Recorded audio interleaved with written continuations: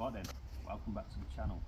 You're watching An Idiot Outdoors, and in this video, this is me talking about the Hyena II. You asked, I listened. Now, I've seen so many people reviewing the Hyena II tent badly.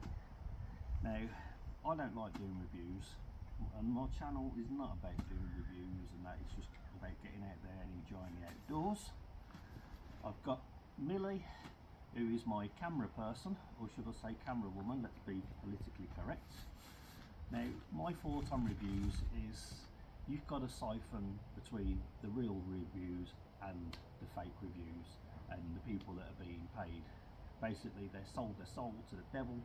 So let's not call this a review, let's call this my thoughts on the Hyena II tent after spending 40 nights in all weather.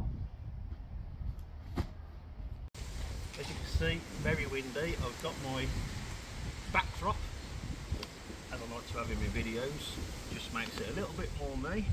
Anyway, now I don't think you can get a better thoughts on a product than somebody who's actually used it as much as I have done, week in, week out, wind, rain, shine, not snow yet because I haven't had snow. Anyway, you can pick one of these up at the moment. They're going for as low as £59. Go outdoors at about 65 quid. If they have the discount on them, you can get them down to about 54 quid. I think that's what I paid for this nearly a year ago. Now, the Hyena II didn't start off as the Hyena II. A lot of you will remember or recognise this. The original Hyena II was actually a Euro Hike Backpacker 2 Deluxe, and basically this is a buffed up version with a few little extra features. The new feature being 5,000 hydrostatic head instead of the 2,000 that the Backpacker 2 Deluxe boasted. It's got upgraded guy line toggles, however I do think the original toggles are best. It's in a nice olive green, which is great for my kind of camping. I won't buy any tent that's not green. First thing I did was got rid of the wire pegs, got rid of them, and I've upgraded, you'll see those. It's a outer pitch first, which means if it's raining you throw the outer up and then you can put the inner in afterwards, or when it stopped raining, so you can take shelter inside. So that's always good. However, because I use it all the time, the last camp I did, I let it air out while I was relaxing, made sure it's bone dry, and I put it away inner outer together, so that's going to save me time pitching it up. Anyway, let's get it up.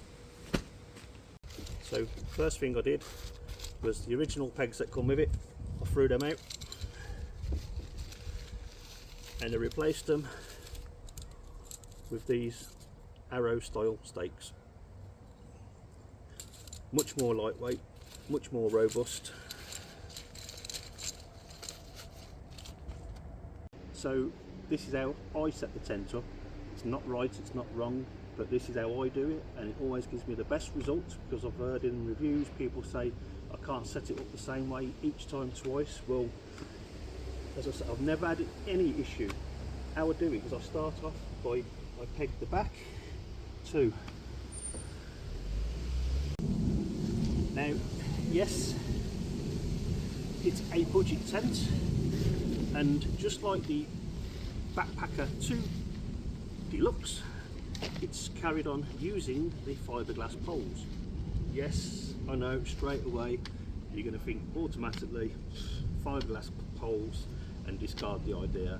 Right, do not let these poles put you off thinking that this tent.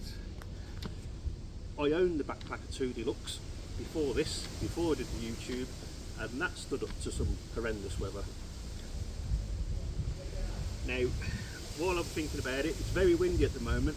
When you're pitching this tent up, you are meant to pitch it rear end into the wind, so the wind comes up into this aeration flap here, and that will keep the condensation to a minimum. And it's going to rain by the looks of it, so let's hurry up. And so as you'll see, if you can come a bit closer please, you'll see you have colour coded poles. Yellow goes into where you've got the yellow X, and you've got the black goes into, well, I can't remember. I don't think there is a mark. The yellow is the one that tells you, but when you've been doing it long enough, you'll just know by the size of the poles. Large pole, longest poles at the front, shortest at the back.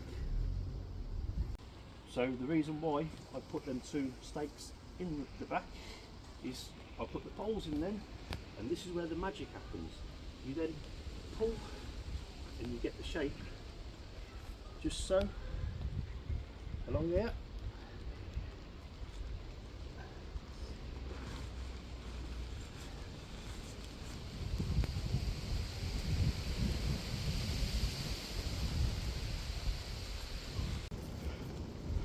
Right, so these toggles are what I'm on about. I do prefer the normal plastic ones. My advice would be, initially, when you first use them, do a double knot in them. They'll come with a single knot, do a double knot. You'll thank me, because it'll stop it pulling through. So the guy lines, I do them this way and that way, simply for the fact that you're pulling the poles apart slightly, and what that allows is the inner space without you touching the side, so you have ample airflow. Now when you have them that way, these can become saggy and the inner will touch the outer, and that is my experience. And from doing it this way, I have never ever had an issue with condensation running down the inner, and it's always kept me dry. The only time I ever suffer condensation is when I'm in an area with no airflow, so if I'm behind a wall or using bushes for cover, but that's to be expected, right?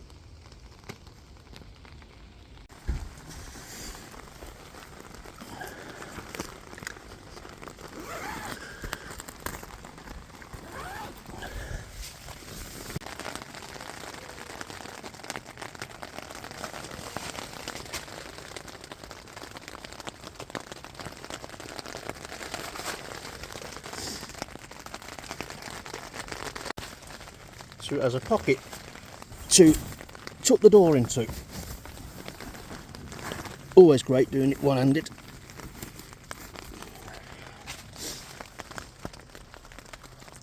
It has a lantern hanging point at the rear. Now I've seen in reviews people moaning that it only has one lantern hanging point. How many lanterns do you need in a tent? It has these pockets to put your belongings in, to obviously keep them organised. I've yet to really use that. Now I've blacked out the windows because I was never a fan of the windows. I like the privacy, especially doing a lot of the stealth camping. I like the simplicity of the one zip to open and close the door, whereas on the Jackal, which I own, you have 2 zips either side, and then you have to roll the door upwards. So to be fair, for simplicity, I do prefer this.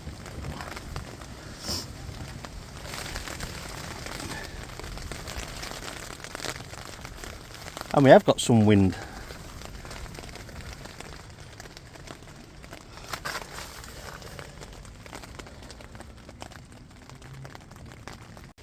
Ground sheet, as you can see, I've camped in some very rough places where I've had to cut bramble down, and as you'll see, I've put repair patches on. Now that is no fault of the tent itself, that is down to the fact that I've been camping, as I say, on thorns, and it has made holes in the bottom of my tent. However, bit of duct tape and we're as good as new, albeit you can see that I've patched it. But again, that is down to me. So then, for those that follow the channel, you all know I love this tent and I have no beef with the fiberglass poles.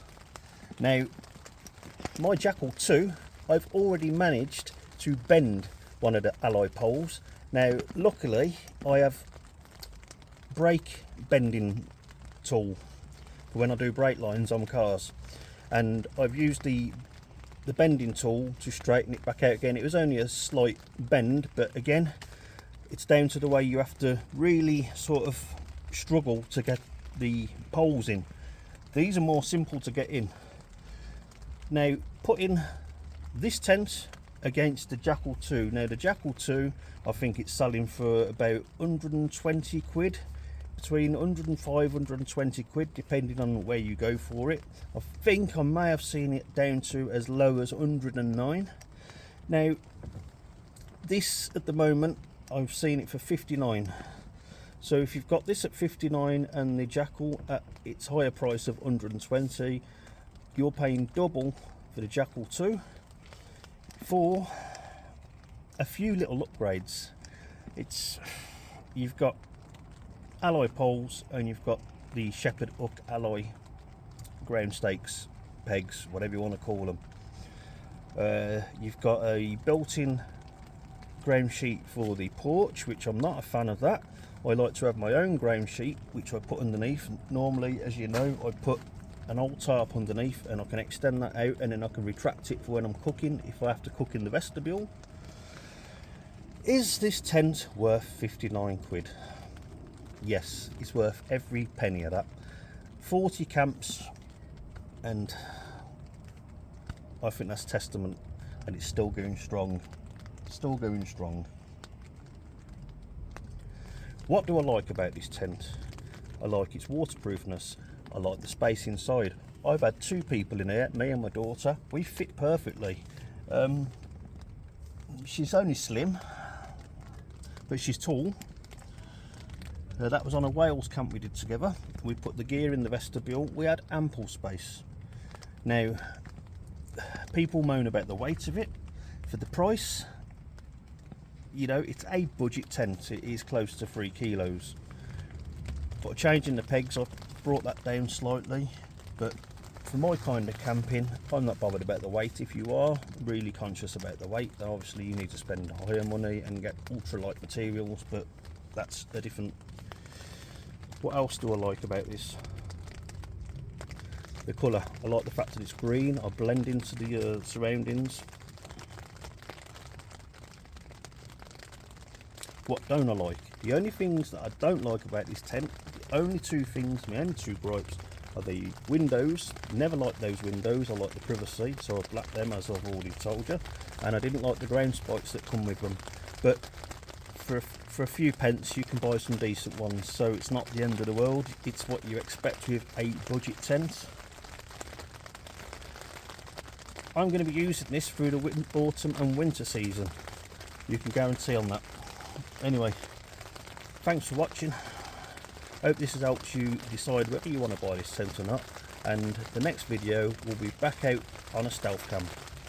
Thanks for watching, thanks for keeping it real. I'll see you on the next one.